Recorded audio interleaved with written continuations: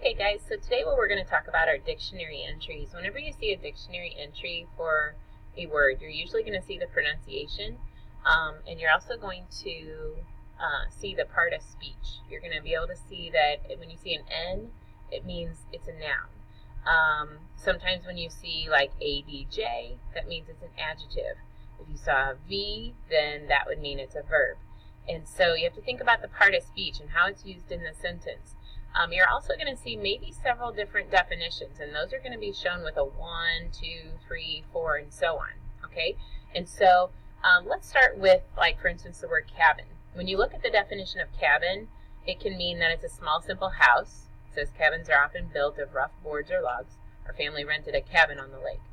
A cabin can also be a private room on a ship. So if you've ever been on a cruise ship, or people who are in the military in their room, it's called a cabin. They were seasick and they spent their trip across the ocean in their cabin. And then the third place for a cabin is a place in an aircraft for passengers, crew members, or cargo. And so when you talk about being in an airplane, they talk about, please don't roam about the cabin, or, it's important to stay in your seatbelt, don't get up in the cabin of the aircraft. Okay?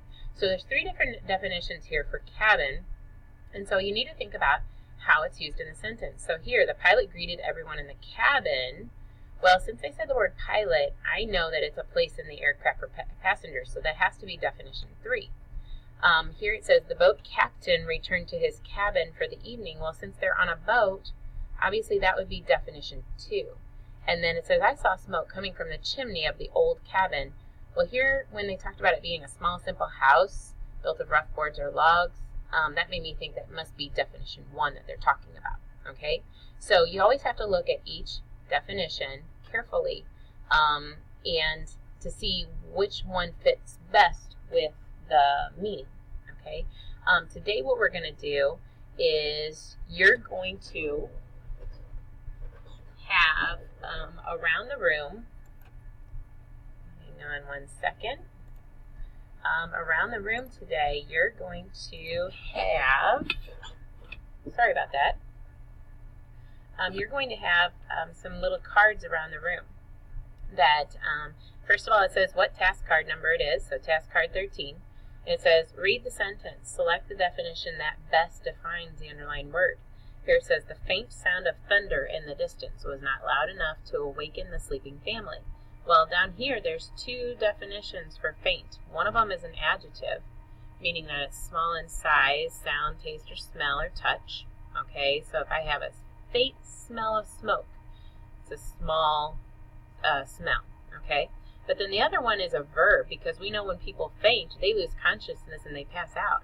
And so when someone faints, well, that's an action, so that's why it's a verb. And so in this sentence here, it says the faint sound of thunder in the distance was not loud enough to awaken the sleeping family. That means it's just a small sound, okay? And so that would be the first definition with the adjective.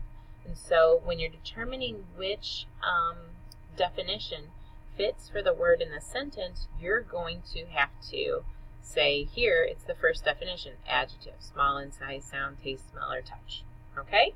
And so your activity today is there's going to be a bunch of these cards around the room today, and you're going to be determining the meaning of those words based on the definitions that are given below. Okay, so you'll have to read carefully, look at the definitions carefully, and discuss with your partner to kind of think about which one would be best. Okay, good luck.